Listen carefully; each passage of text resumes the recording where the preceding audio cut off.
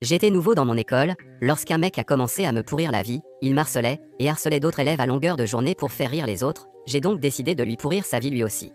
Je l'ai alors suivi partout pour connaître tous ses déplacements, tous les endroits qu'il visitait et à quelle heure pendant 6 mois, je connaissais sa vie par cœur.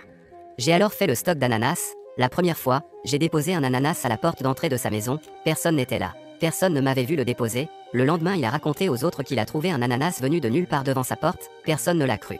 2 semaines après j'ai découvert qu'il faisait du hockey sur glace, pendant qu'il jouait, je suis allé dans son vestiaire et j'ai posé un ananas. Tout le monde pensait que c'était lui car il en avait déjà parlé.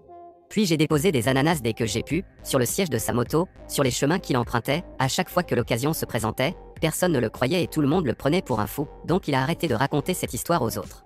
Un jour, je me suis approprié les clés de sa maison dans son sac, et après les cours je me suis infiltré chez lui, j'ai déposé un ananas sur son lit alors qu'il n'y avait personne, à cause de ça, il a carrément raté des cours.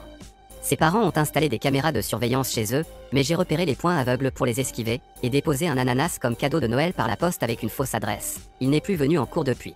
J'ai continué à le bombarder avec des ananas, ça me faisait bien rire, je l'ai fait toutes les semaines pendant 2 ans.